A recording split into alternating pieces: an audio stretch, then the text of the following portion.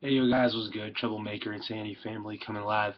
I want to just go through WWE Night of Champions predictions for the matches that they're gonna be having tonight. I know the pay-per-view already started, but I am obviously not seeing it, so I am gonna bring you my predictions, and whatever happens, happens.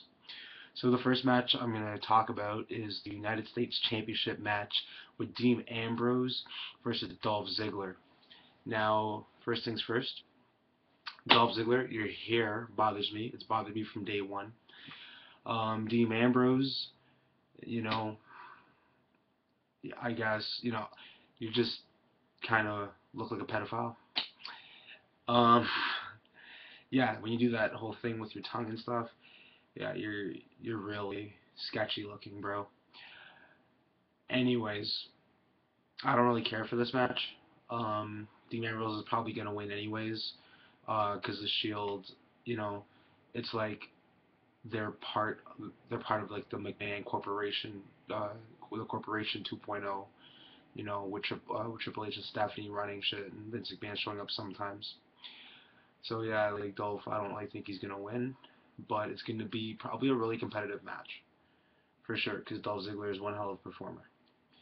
Um, okay, so now next match we'll talk about is the Primetime Players versus the Usos. Wait, what? Oh, okay. This is see, I'm just reading this off of the Night of Champions list of matches, and so like there was like a primetime players versus Usos versus Tons of Funk versus the Real Americans versus 3MB in a tag team term elimination match to see who's going to become number one contender for the titles. Um, I watched this on the WWE app, and I was voting for We the People, the Real Americans, but it actually came up to the primetime players winning, beating the Real Americans. That did upset me, but you know what? How are you gonna have two heels face each other, right? So primetime players, I guess they're gonna be the good guys in this case, and I don't think they're gonna win, even though I wouldn't mind seeing them win. They're like a different version of they have a very similar charismatic like specialty to them. Uh, they remind me of Crime Time a little bit with that millions of dollars, but Crime Time was like money, money, yeah, yeah. Yeah, I personally think like the Shield, they're gonna hold on to those belts as long as they're working for Triple H and the this new corporation type shit. Um, the so oh yeah, so Prime Time's player won, but again I'm saying like the Shield's gonna win, even though I don't really want them to win. But yeah. Also, the tattoo on the one of those tag team champions with the I think he's like The Rock's cousin or something or whatever. But that guy, his tattoo, oh my gosh, it bothers the hell out of me. I just don't like it. Okay. The next is the Divas Championship match: AJ Lee versus Brie Bella versus Natalia versus Naomi. AJ Lee's for the win. She's gonna win. She's gonna take it. She's one of the most controversial, most best divas they got. She's a hot seller, sells merchandise. She's owning that thing. She can act psychotic and still have, still be like, a heel that's loved, like if she was a face. So AJ Lee all the way. I love her. Friggin', she's got like that dark side to her a little bit, little psychotic side, which I like. So yeah, hell yeah, rock on. Um, the World Heavyweight Championship match: Alberto Del Rio versus Rob Van Dam. All right, so peep it. I think it's gonna go like this. I think Rob Van Dam is gonna win, and he is, going to make a bring excitement back to the World Heavyweight Championship because I never really liked Alberto Del Rio. I'll be honest, I just never really liked him at all. So yeah, so this is what I see happening. I see. RVD winning, and then he's gonna be defending it at the next pay-per-view or whatever. Excuse me. And his ring and Alberto's, no, sorry, RVD's ring announcer, who was formerly Alberto's ring announcer, is going to pull a fast one and probably backstab RVD and then help Alberto get back the belt. And that's going to carry on to the next pay-per-view where it's like, how could you betray me, blah, blah, blah, yada, yada. And that's one thing that could happen. Or tonight, it could be a backstabbing move from Ricardo, and he can probably just backstab RVD tonight and reunite with Alberto Del Rio. You know, but I want Rob Van Dam to win. Okay, so the next match is CM Punk versus Intercontinental Champion Curtis Axel and Paul Heyman. No disqualification, handicapped elimination match. Alright, check this out. Tonight, CM Punk is going to beat Curtis Axel. I think he's going to win the Intercontinental Championship. I don't know if that's on the line. I just know this is a handicap match.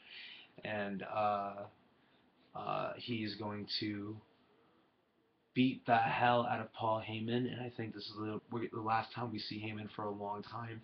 And then Punk's going to have a good run, a good reign. And then later down the line, Heyman's going to probably come back, reappear with somebody new or somebody that we already know, and they're going to rush him and just fuck him up when he doesn't expect it. You know what I mean? So be careful, Punk, but like I have full faith that you're going to totally take this victory. Before we continue, I just want to say I think the greatest tag teams ever grace, our wrestling eyes is the Hardy Boys, alright? Doing them flips and tricks and just their extreme style, and they're just, they are a blissful team. They are an entertaining team, fun to watch. They are amazing. It's just, they are so charismatic, they're awesome.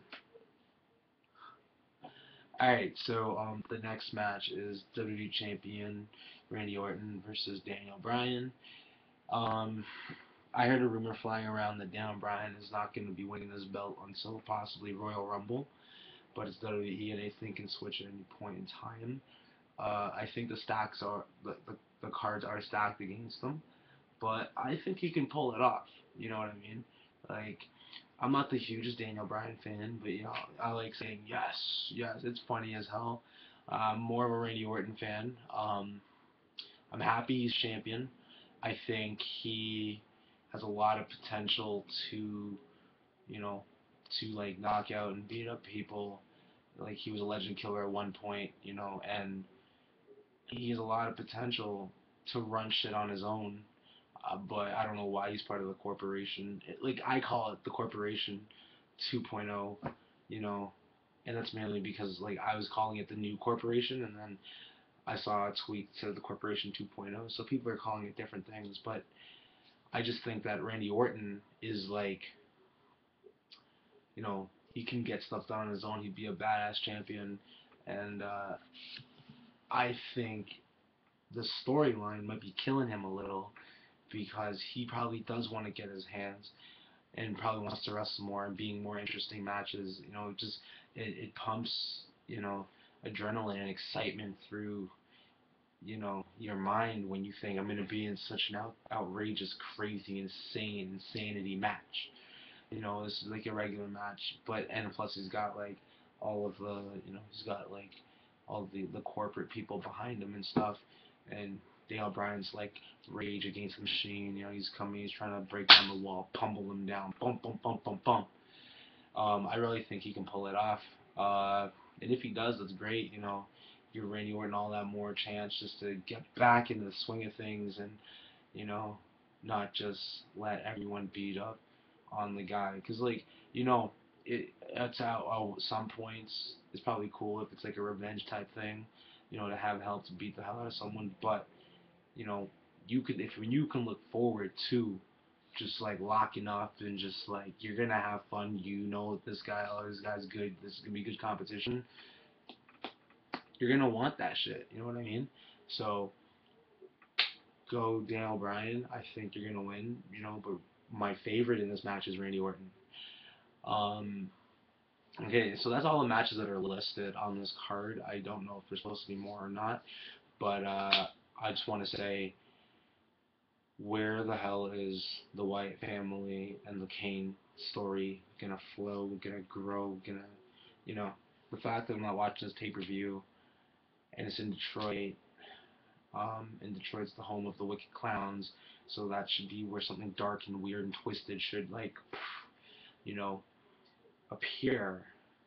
And the fact that this past Friday was Friday the 13th, and I missed the episode of SmackDown, but I hope WWE capitalized on that concept and played a big role with the Wyatt family and Kane and all that sort of stuff too, because let's face it, we all know SmackDown's actually filmed on a Tuesday and aired on a Friday. It's almost like they're living in one big lie. But they do it for the show and they're really good at it. Uh, so that's that. And I just, I say follow the buzzards, because like I like the weird dark wrestlers with the strange personality, and I hope we see more Wyatt family screen time and stuff like that. So I'm gonna stop rambling on, and yeah, this is my prediction video for WWE Night of Champions, yo. All right, peace.